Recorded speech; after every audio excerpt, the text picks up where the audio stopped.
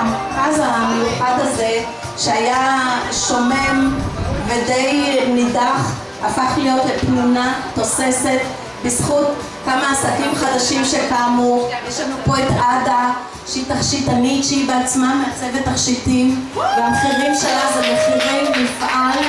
אני מאוד אוהבת את התכשיטים שלה, אני הולכת איתם, מומלץ מאוד להיכנס ולראות. יש לנו פה את בר, הנצחית, המקסימה, המדהימה שלנו. איפה את בר? איפה?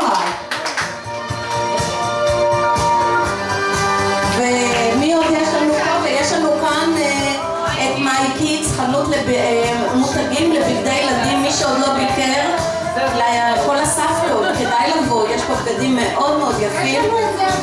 ויש את זהבית, ספרית, מעצבת, מאפרת, כל הבנות, חוץ ממני, שאני יפה טבעית, אין עליי בכלל צבעים, כל הבנות פה מאופרות ומסורקות בזכותה של זהבית, גם אסתי. אז באמת כיף להיות פה, ותודה רבה לכולכם, ואתם מוזמנות. רגע, תודות. אני רוצה להגיד תודה לכל הבנות היפות, אתם פשוט הפתעתם אותי לטובה. אני עשיתי הרבה תצוגות אופנה בחיי עם דוגמניות צמרת, עם מלכות יופי, ואני לא התרגשתי משום תצוגה כמו מהתצוגה הזאת. זה פשוט דוגמניות מקצועיות, שהדוגמניות השדופות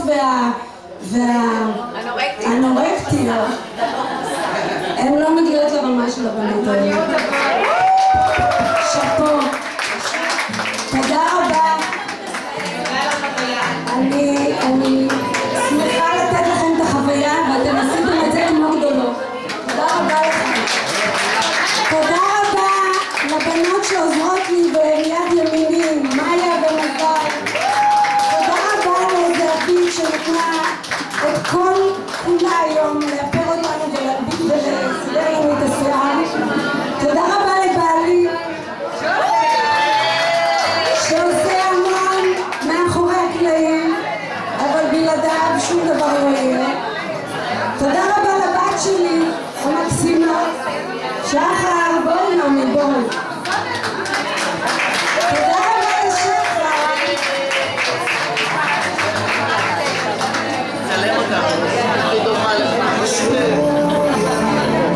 שלא ייגמרו הדברים היפים בעינינו כל יום ויום. תודה רבה לטובה גורן על הכיבוד המקסים שהיא